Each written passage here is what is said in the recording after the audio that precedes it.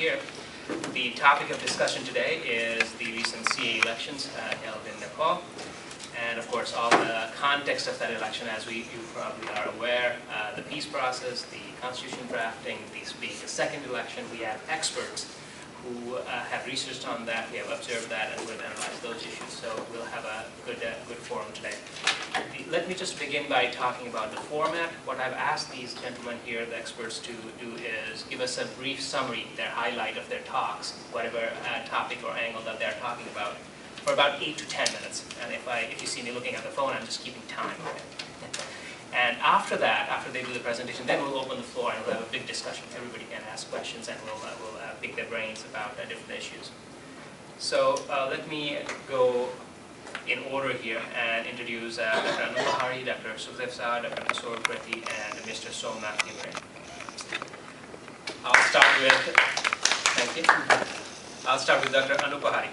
Dr. Anupahari is an independent scholar whose interests include the political economy of South Asia, including political movements and arms insurgencies in the broad region. He has a doctorate in sociology from the University of Wisconsin-Madison and has taught at the Catholic University of America at Washington, D.C. and Goucher College in Baltimore, Maryland. He currently works in the field of language acquisition and linguistics for global language translations.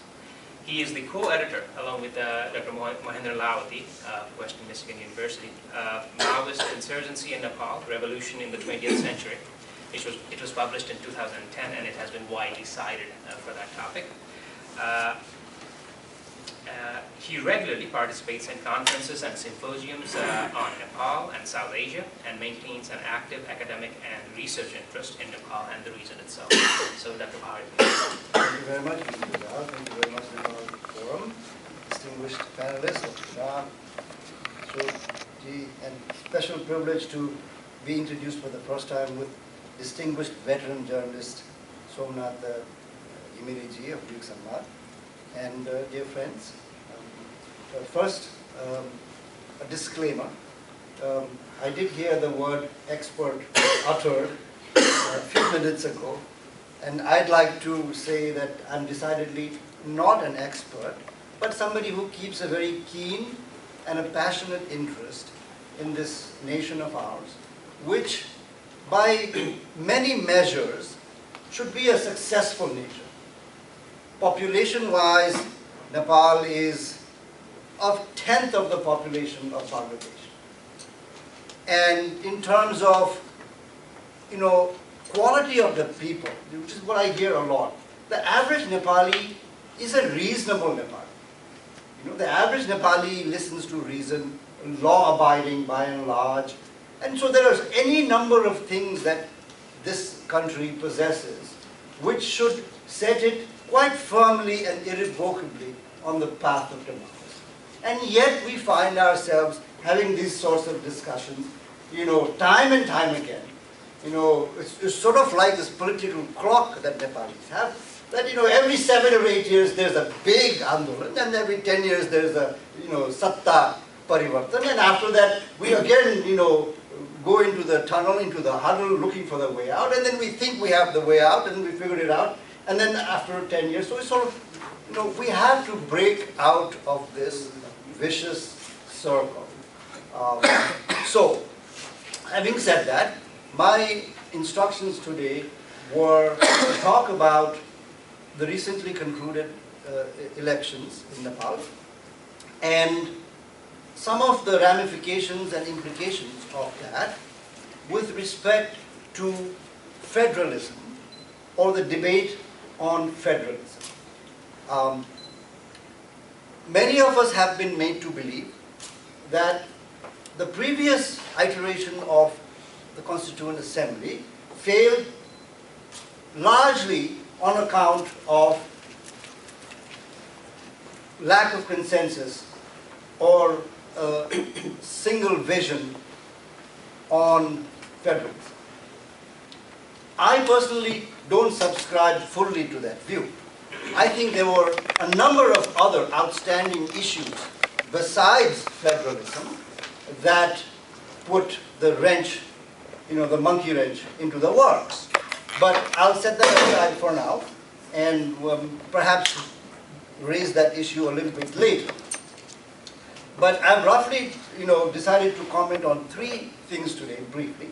The first one is the model of federalism that were on the table prior to this election, and in the post-Second Constituent Assembly election environment, how should we take this up again? Does it matter that the electorate has spoken? Presumably, everybody pays such great lip service to democracy. Presumably, democracy, the basic ingredients of constructing a democracy, means to look at what the electorate is thinking, the electorate's conscience. So, now if that were important, and let's hope that it is important, then I think there are some significant lessons pertaining to federalism. So I did a little bit of a calculation.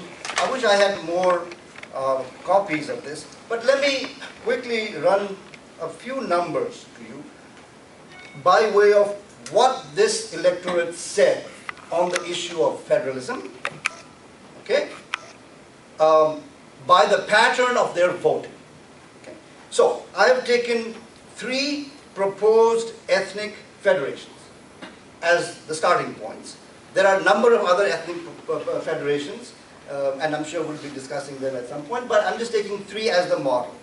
So Limbuan is one, Mithila, Bhojpur, Koch, Madesh is the other, and Magarat is the third. I've taken this because one represents the Far East, one represents the Center-West, and one represents the Southern Plains, a demographic and political powerhouse, as from the previous elections. Right? So, what I did was I went to the Census Bureau and I went to the Election Commission websites and compiled some statistics. So, in Limbuan we have Taplejung, Teratung, Ilam, and Panchta. So I have 3 tables basically. The percentage of Janajati population in each one. And then the next column is percentage of votes won by explicitly ethnic parties. Right? And then the percentage of votes won by non-ethnic parties. So I'm not going to burden you with intricate details other than to say the average in Limbuan of percentage of Janajati in Limbuan is 56%. This includes the 4 districts. Out of that 56%, the percentage of votes won by ethnic parties is right around 6.5%. So the percentage of votes by default won by the non-ethnic parties is 95% or 94%. Right? So this gives you a sense that here are the voters. They had an open invitation to go and vote for the party of their choice, for the platform of their choice, for the agenda of their choice. And by and large, a Limbuan district which has 56% ethnic population chose non-ethnic parties as the primary. Right? So we go to my second table. This is a bigger district. It includes Parsa, Bara, Rautar, Sarlai, Mautari, Dhanosha, Siraha, Saptari, Sunsari, Moran, Jha. Same numbers again. The average ethnic population there, right, going by the Census Bureau, is about 77% Madesh population, Madesh-based population. The percentage of votes won by the ethnic parties, and here I pared it down to the top 20. Okay, instead of going, because there are 122 parties. Right? So I just took the top 20 vote getters, and the top 20 vote getters, out of that, 31.8% was won by ethnic parties.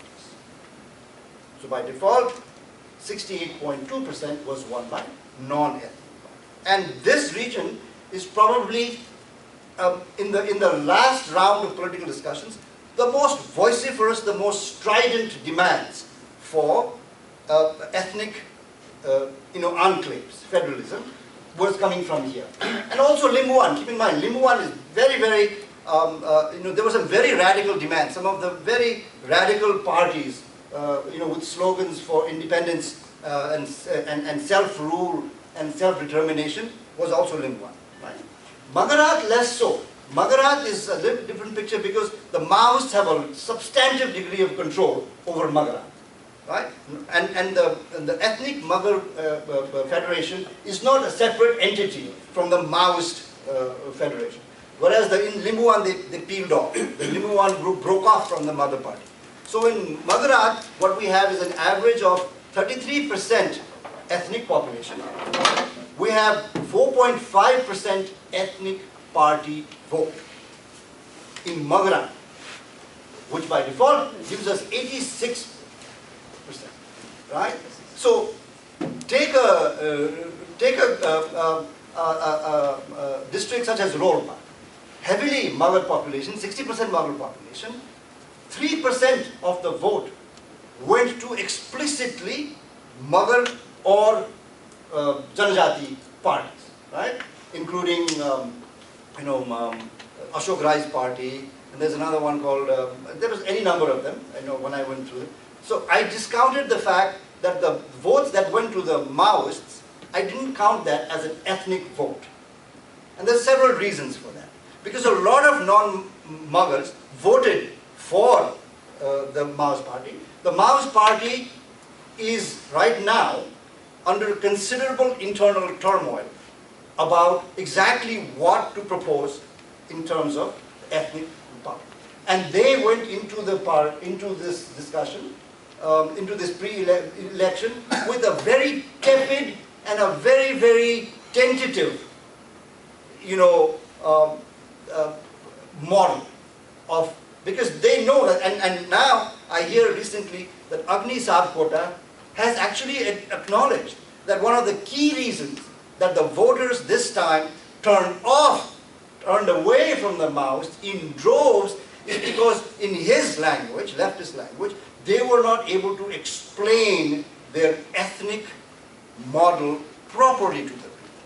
I mean, the assumption there is that if they had been diligent enough, articulate enough, they would have prevailed. I mean, I take exception to that. I think that the Nepalis pretty much get the picture. You couldn't paint it any more clearly. And they rejected that model. Right? So I think the next Constituent Assembly has a very serious task in front of it, which is to look at these numbers seriously, and then to ask, Nepalis by and large want decentralized government. They want easy access to the government. They want transparency, but they don't necessarily want it in the format in which the major voices presented it. So what do they do? I think this is a serious question. We can further discuss. Sorry I took a little bit. You're right on time. Thank you very much, Dr. Bari. And as I said, I'd like to go in order, and disregarding Dr. Shah's request, I'm going to ask him to speak next. Excuse me, can I disturb just a moment? Can we run a short introduction for the class? Or around the table? Around the Do you want to do that? That will be great. This is my discussion. Is that what you want? Okay, why not? My name is Sagar Rizal. I'm a student of international studies. I'm finishing my PhD from Old Dominion University in Norfolk. I'm trying to write the dissertation, as I was telling Dr. Bahari, and I'll be done probably in the summer or in the fall next year. Vivek Pandey. I'm an attorney working in international law at Washington, D.C. My name is Tungana. I'm a student of development. I work at American University. I'm Kavita here in Nepal. I'm also working on my PhD, and I'm working on geographic distribution of malaria in Nepal, and also wrapping up my PhD. I'm Jayanti Sharma. I live in Alexandria and work in Old Town. Hey, namaste everybody. I'm Srijana Ranjikar. I'm operations manager at Futures Group International. So I work with Navy Federal leader here at Vienna, Virginia. मेरो नाम विजय थापा म 7 वर्षको America आएको 20 वर्षदेखि एउटा अभियानको कुरा भन्नुपर्छ एक शब्द पनि नेपाली मानिसहरुसँग नेपाली मूलका मान्छेसँग अंग्रेजी नमिसाइकिन बोल्ने अभियान गरेको तर अंग्रेजी बोल्नु छ भने खाने मुख भन्दा काम गर्ने शैलीमा मात्रै अंग्रेजी बोल्ने नेपाली मान्छे पहिले अंग्रेजी नबोल्ने एउटा छँदैछ भने अहिले पत्रकार क्षेत्रमा स्वतन्त्र पत्रकारको रूपमा लेखेको 60-65 वटा देशहरुमा चाहिँ नियमित रूपमा उनीहरुको संवाददाता सहयोगी भनेर छ र म चाहिँ नेपालमा औषधि क्षेत्रमा 22 वर्ष काम गरेको भने यहाँ पनि भाग्यवश प्रयोगशालामा काम गरेको जानकारी गराउँथे। मेरो नाम विजय थापा। धन्यवाद। Hi, I'm Sirius Singh. I'm a recent graduate, and right now I'm just between school and a job. I'm trying to find a job. नमस्ते सबैजनालाई। मेरो नाम प्रदीप हुनाले म अहिले केही समयदेखि अमेरिकामा केही फुटबल संस्थाहरूमा फुटबलसँग सम्बन्धित ट्रेनिङहरू दिइरहेको छु। Hi, my name is Ajit Ma. Hi, my name is Nepal, and I'm a scientist, PhD in physics, and work for US Naval Research Lab. Namaste. My name is Thakur Prasini. I am the academic dean of University of Nepal, America. In the meantime, I am working as a president of American Nepal Society. Thank you. नमस्कार, म नर्सिका पाण्डे, म चाहिँ एएनएसको vice president र साहित्य र खेलकुदमा अभिरुचि राख्छु। नमस्कार, म योगेन्द्र कनेरू, म यहाँ फ्याकल्टी, मेरो PhD complete analysis and resolution Nova southeastern university Florida. म सोमनाथ घिमिरे, म अस्ति 19 तारिखमा मात्रै नेपालबाट आएको। म नेपालमा पत्रकारिता गर्छु। 36 वर्ष प्राध्यापन गरेर भर्खरै म निवृत्त भएँ र अहिले पत्रकारिता गरिराखेको छु। र पारिवारिक भेटघाटको क्रममा म यहाँ आएँ, साथीहरूले सम्झनुभयो र यो अप्रत्याशित रूपमा म यो कार्यक्रममा सहभागी हुन पाएँ। त्यसका लागि आयोजक साथीहरूलाई धन्यवाद पनि दिन चाहन्छु। नमस्कार, म किशोर उप्रेती, म पनि इन्टरनेसनल ल प्र्याक्टिस गर्छु, तर म चाहिँ यो वर्ल्ड ब्याङ्क भन्ने संस्थामा एसोसिएटेड छु। So I been working there for the last 23 years. मेरो नाम सुखदेव शाह, म अलेक्जेन्ड्रिया बस्छु, स्टेट अफ द के गर्छु, म पढाउँछु। I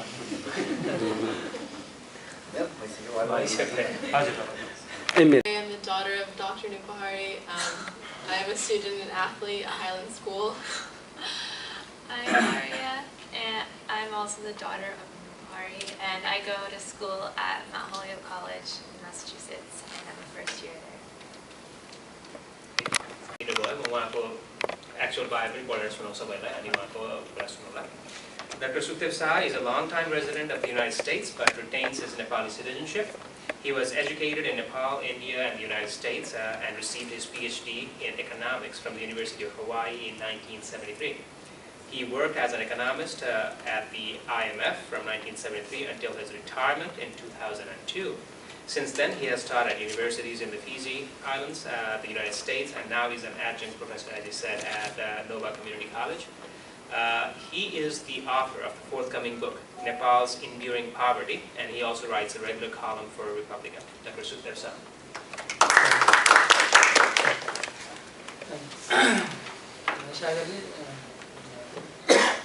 It is good luck that I had a chance to tell my story. Very fresh story from Nepal.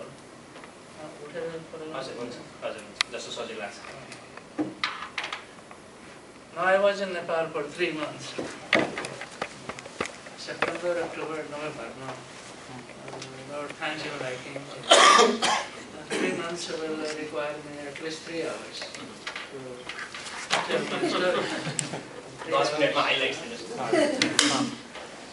So, Mero Nepal Goiko was not planned. It was unplanned and accidental. For Ayuboki, there was, I don't know how it caught my eyes and Malaysian people here.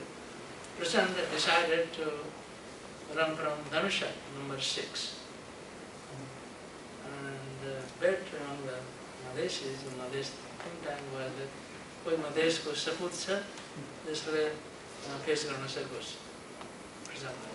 Look, I consider I know him, he probably knows me during the master's nomination. I had several interactions with him and he came to General Katwal's Darbar, where I was a guest. And so we know him, his family and Prakash and his wife. So it was nothing personal, but I took that challenge and went to Nepal. But before that, I tried to touch base with some of the parties. I thought I can associate with take a nomination. किनकि मेरो कुरा थियो कि if I go myself without any party backing or without much money, it is impossible. एक्लो बृहस्पतिबाट झुटो हुन्छ मेरो कोही पनि पता हुँदैन, so I have to create a base. That started with RPPN. Kamatwatra leke, I can become a member of party and work for your election in favor of you, but I have to get a nomination in the chapter where presently has announced you this time. And he told me, Shaji, you are welcome, and most welcome. Was very much enthusiasm. But Malaysia people, 95% or more, they told me, Shaji, we have some reputation for democracy. It was so overwhelming opposition of mine. I'm getting a ticket from RPBM, so I changed and then I contacted Sushil Ramchandra Pokhrel and some other people in Nepal Congress. It was very short time, so I had to make a quick decision with which party to go. I didn't want to go independent. I called J.P. Gupta. He told me, Sajid, independent. Then I called Madam Nepal. Sajid, it's a good idea that प्रत्यक्ष भन्दाबारेको लागि तपाईं यसमा सक्नुहुन्न किनकि it's short time and you have to stay here to let people know you. So तपाईंको जहाँ अर्को reputation छ तर क्षेत्रमा तपाईंलाई राम्रो बनाइ. It was his same advice. He asked me, come and help us and do some anapati here, proportional. No, I will go with the Pratyaksh and against person. There is no political ambition I had. Then I finally contacted Saravanerji, and he was very enthusiastic, and he had just established a party called Rashtriya Madesh Samajwadi Party, and it didn't matter at that time. I wanted to go to any party that can give me a nomination. He told me, Sajid, he is from Mahatari, Dhamsha. I knew him for the last 30-35 years. But I didn't know whether he has a party. So I went, next day I became a member. That was 16th of September, I left Washington, and then 17th I was there, 18th I took the membership, and 19th I went to Janakpur to get a nomination from the Jila Karya of Chanav Ayog, Election Commission. And then I took the nomination, but the next day, Chairman President announces that, I don't know, it came as a surprise, he will not run from or seek election from Dhamsha. He is going to move to Siraha. There is neighboring district to Dhamsha, number 5. In number 6, Siraha number 5, number 6 in Dhamsha he had announced, and he was about to get the nomination. Somehow it happened. So he announced he would move there, and then next day he got the nomination from Siraha, and then I had a dilemma what to do. Because certainly my inclination was not to join politics. It was my frustration with mishandling the whole revolution. After 20,000 sacrifices, 10 years of waste of time, destabilization of society, economy, politics, then they come and deliver nothing. My perception, I had written an article for New York Times, Maoist can save the country. That was 2007. Because I thought, these are disciples of, first of all, Karl Marx. Maybe Mao Zedong. These people led the agrarian revolution. And Marx was more economist than a politician. So they will implement policies at the grassroots to lift the agricultural society, the rural society. That was their base in Bhutan. But then they come completely ignored economics and focused on politics, not only politics, fanatical politics, absurd politics. Has nothing to do with the Nepalese welfare. The way I saw, I went to about 10 districts, starting from Kathmandu to Koshi, Moran, that Jhapa, Dhammaga, Rajbaraj, Siraha, Janakpur, Jaleshwar, Rohtak, Chitwan. It's nothing out there. Nothing out there in terms of the government performance or making of a society, starting with infrastructure, government public services. Nothing out there. Look, we talk all these things are nice things in this hall, but it is for our satisfaction. It is our darwa tarkari. Nothing to do with it. Whatever they are on their own. There is nothing. They and the God. There is nothing has come in 60. We are back to 1960.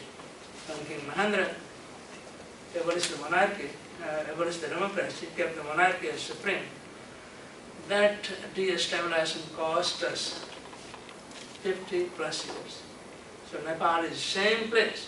There are cell phones and there are some villages have got electricity, some TVs in the village and so. But coming to basic infrastructure, roads, irrigation, sanitation, water supply, schools, health facilities, nothing is working. I wrote 2 articles while I was in Nepal. One was Janakpur, a case of development disaster. There's nothing there. It is the old city slum of 2 lakhs of people. No roads, no kind of sanitation, all the sewer stays in the city. There's nowhere to go. There's no piping. When the rain comes, everything flows into the houses. It is amazing. The neglect of Nepal in series of governments from 1960 until now. Democracy failed, monarchy failed, Maoist failed. So I don't know where to go from here. But then I wrote an article last week in Republica. They changed. The journalist, I don't know if it was I had written the articles, titled Democracy Takes Root.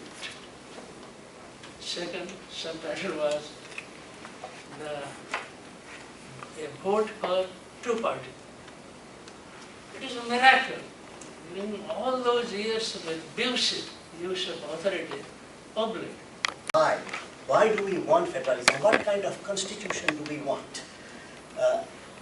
My focus, therefore, today will be to talk about federal government, federal constitution, federal form of governance. First question to us all is, why do we need a constitution? I mean, federal constitution. Scholars have said that a constitution is a tool that helps create a balance to resolve a crisis which is due to imbalance in the society. That balance can be achieved, that balance of power can be achieved through territorial federalism, that can be achieved through ethnic federalism, that can be achieved through religious federalism, that can also be achieved by giving power to minority groups. So the first question to the audience, my question to you all is, what kind of balance do we want to create? Is there really a need for us to create a balance or to change the dynamics? Do we have enough enough data to say what needs to be changed? The 4 items, territoriality, ethnicity, religious differences, and minority. How do we protect? Do we have enough tool to protect this? Let me just say that in 1976, a young sociologist, I think, called Emmanuel Todd in 1976, and another economist, Helen Carrère-Donkos, in 1978, had both predicted that USSR, and imagine USSR at that time was the firepower, it was everything, it was supreme, but then had predicted at that time that USSR would collapse for two reasons. One is economic reason, disparity, economic disparity, and second was development, lack of development. They naturally said it in their thesis in a more detailed and elaborate fashion, but I'm just summarizing. What it means is that economic criteria, economic reasoning is a valid reasoning to also talk about creating a balance. So if there are economic opportunities, there are groups that do not have economic opportunity, then a sort of balance needs to be created. A federal constitution will help a country to deal with three things. It will settle the question of how many provinces, provincial question, which is how many states, how many provinces, how do we differentiate, how do we demarcate, and so on and so forth. There is another item which a federal constitution helps us understand is what kind of power sharing will be between states or provinces vis-a-vis the center. How do you do that? And the third, most important, is how do you ensure that there is reasonable, equal, yet just representation at the center from the provinces or the states. Once we have, I'm sure today's group will be able to rule out something, we have to validate. There should be a process to validate the constitution. So the validation, I propose three types of tests. The primary test will be, can be divided into four subgroups. I will say economic theory, the test based on economic theory. Do we consider, and I have heard in the past, I have heard a lot of Nepalese intellectuals comparing a country or provinces with private companies. The rulers to chief executive officers. So I will just talk about that. Here are projects, are provinces or states, a corporate entity. If we consider that, then federalism will be a guarantor of competition between states. There are states or provinces which will offer more goods and services to win the trust of the people, and there may be people moving. So if that happens, how does the center manage? How does the center intervene? That is also a question. So in that sense, from an economic theory perspective, federalism becomes a guarantor of competition. So you have naturally the Republican theory, political theory, where state is itself a republic, but some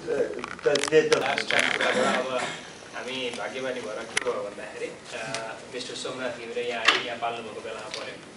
is fresh from the scene of the crime, fresh on the ground. So, उहाँको experience सुन्नलाई अब हामी बताउँछौँ. उहाँको bio छोटकरी भनिहालौँ. Mr. Gimre is a senior journalist active in the Nepali journalism field for more than 4 decades. He is the chief editor of the Yug Sambad, a weekly newspaper published in Kathmandu. During the 1990s, he served as senior commentator on the parliamentary affairs for Radio Nepal and Nepal Television.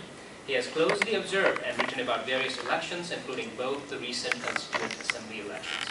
Mr. Gimre also recently retired, as you mentioned before, as an associate professor from Tribhuvan University after 36 years of teaching courses in journalism as well as Nepali language and literature. He is one of the pioneers in the field of training and preparing young a generation of Nepalese journalists in Nepal. By the way, also he has served as acting chairman of the Nepal Press Council. He was the chairman of the Media Development Fund and executive member of the World Association of Press Council. He was also a member of the Nepal Commission for UNESCO and convener of Mass Communication Committee in Nepal. Please. धन्यवाद सागरजी. अब मेरो म त नेपालीमै बोल्छु, नेपालीमै लेख्ने बानी परेको, त्यस कारणले मलाई भन्न सजिलो पनि नेपाली हुन्छ। र सर्वप्रथम यो कार्यक्रममा सबै परिवर्तनहरूमा नेपाली जनताहरूले उत्सर्गपूर्ण भूमिका खेले, तर पनि त्यो परिवर्तनको स्वामित्व नेपाली जनताले ग्रहण गर्न सकेन। र त्यसमा नेपथ्य भनेर लेख्छु मैले, पढ्दा भित्रबाट कसैले स्वामित्व ग्रहण गर्ने गरेको अनुभव हामीलाई अहिले पनि भइराखेको छ। सबभन्दा ठुलो समस्या भनेकै त्यही हो। र नेपालमा अहिले भनौँ साक्षरताको प्रतिशत बढेर गएको छ, विकासका यो दृश्यावलीहरू धेरै ठाउँमा देखिन्छ, सडकको सञ्जाल धेरै ठाउँमा पुगेको छ, बिजुली बत्ती पनि पुगेको छ, राष्ट्रिय अन्तर्राष्ट्रिय उत्पादनका वस्तुहरू गाउँ गाउँमा पुगेका छन् हैन। यो अब मोबाइलको प्रयोगले अहिले सञ्चारको सञ्जाल व्यापक रूपमा फैलेको छ, हेर्दाखेरिमा के नभयो जस्तो देखिएको छ। तर नेपालको अहिलेको आर्थिक अवस्था हेर्ने हो भने त्यो पनि त्यत्तिकै जटिल छ।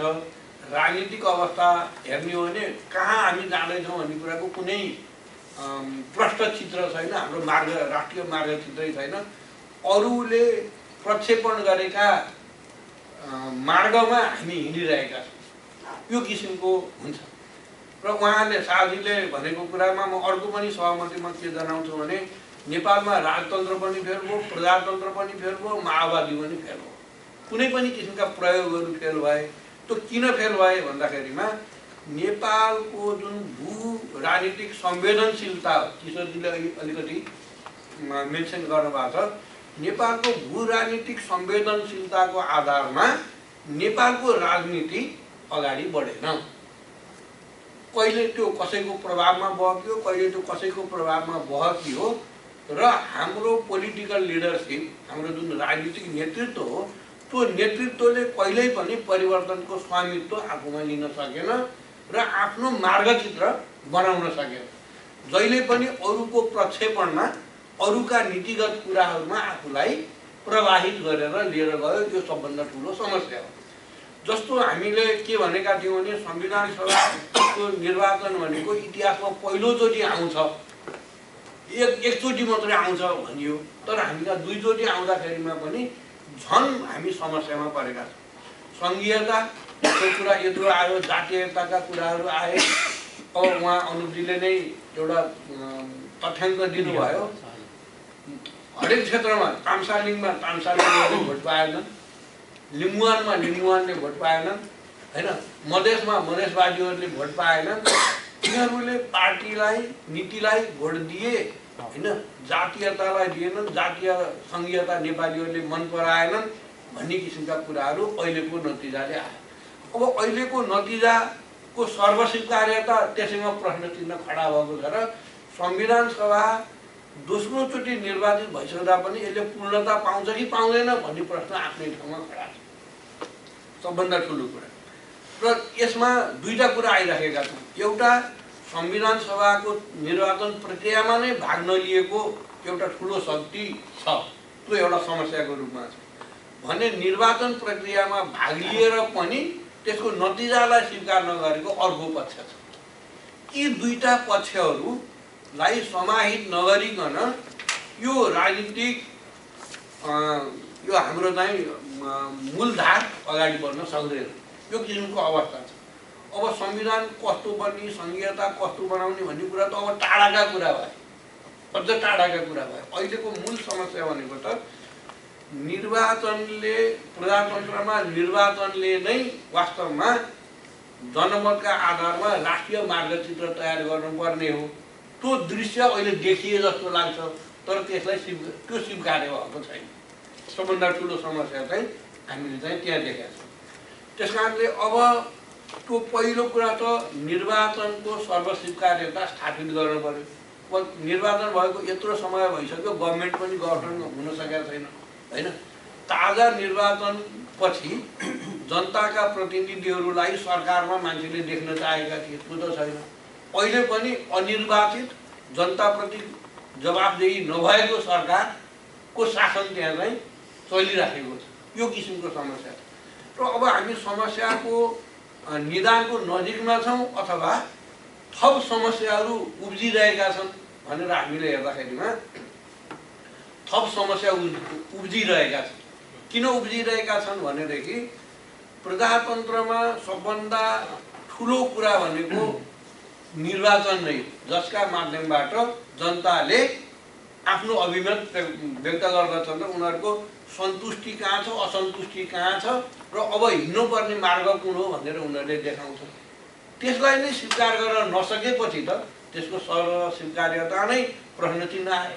त्यसपछि त मुलुक कसरी अगाडि बढ्ने अहिले सबभन्दा ठुलो प्रश्न त्यहाँ छ।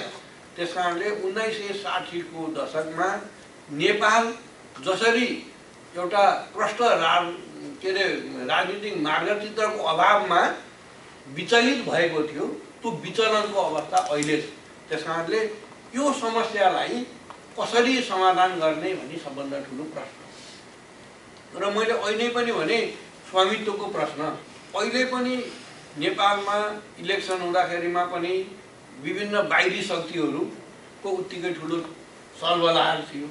निर्वाचनको नतिजा आइसकेपछि पनि हरेक क्षेत्रका कूटनीतिक नियोगहरूको त्यतिकै किसिमको सक्रियता भयो र त्यसलाई आफ्नो मार्गचित्र अनुसार लैजाने प्रयासमा विभिन्न वैदेशिक शक्तिहरू लागिरहे। तर हामी हाम्रो राष्ट्रिय मार्गचित्र हामी नै बनाउँछौँ, हाम्रो जनताले हामीलाई यो जनादेश दिएका छन् भनेर कुनै पनि राजनीतिक दलका नेताहरूले त्यो स्वामित्व ग्रहण गरेर अगाडि जान सक्ने अवस्था यहाँ देखिएन। अहिले पनि गभर्नमेन्ट कसले बनाउने, कसरी बनाउने भन्ने कुरामा नेपाली जनताको अभिमतले भन्दा बाहिरी शक्तिका रणनीतिक स्वार्थले काम गर्ने यस्तो किसिमको आशंका चाहिँ बढेर गएको छ। यो सबभन्दा ठुलो समस्या हो। हामीले निर्वाचन भयो, निर्वाचनको ताजा परिणाम आयो, जनताले संघीयताको बारेमा यस्तो जनादेश दिए, विकासका बारेमा उनीहरूको चिन्ता यस्तो भयो भन्ने किसिमका कुराहरूलाई हामीले एकतिर राखेर हेरिरहेका छौँ भने अर्कोतिर बाह्य शक्तिले ती सबै कुरालाई पन्छाएर आफ्नो स्वार्थअनुसारको गतिविधि अगाडि बढाउन, त्यो उनीहरूकै स्वार्थअनुसारको संविधान लेखन गराउन प्रयास गरिरहेको चित्र र आरोप पनि आइरहेको छ। यो किसिमको अवस्था छ। अर्कोतिर यसमा अलिकति मात्रै जोड्न चाहन्छु म। शाहजीले कति अब्जर्भ गर्नुभयो, अहिलेको निर्वाचन यति महँगो भयो कि अब यस्तो किसिमको महँगो निर्वाचनलाई नेपाली जनताले धान्न सक्छन् सक्दैनन्। अब हामी चुनाव लड्न सक्दैनौँ, पैसा नहुनेले चुनाव लड्न नसकिने रहेछ भन्ने कुराहरू अहिले धेरैले बताइरहेका छन्, धेरैको पीडा पनि छ। त्यस कारणले निर्वाचनमा जुन निष्पक्षताको प्रश्न छ, त्यो निष्पक्षताको प्रश्नमा आर्थिक प्रश्न पनि जोडिएर गएको छ, राजनीतिक प्रश्नको साथ। त्यस कारणले समग्रतामा भनियो भने अहिलेको यो संविधान सभाको दोस्रो निर्वाचनपछि मुलुकले जुन राष्ट्रिय मार्गचित्र बनाएर अगाडि बढ्न पर्ने हो, त्यो बढ्न सक्ने सम्भावना चाहिँ नितान्त क्षीण भएको अवस्था छ। र यो सङ्क्रमणकालीन अवस्थाबाट नेपालले कुन प्रक्रियाले, कुन माध्यमले कसरी मुक्ति पाउने हो त्यो भन्न सकिने अवस्था छैन। मैले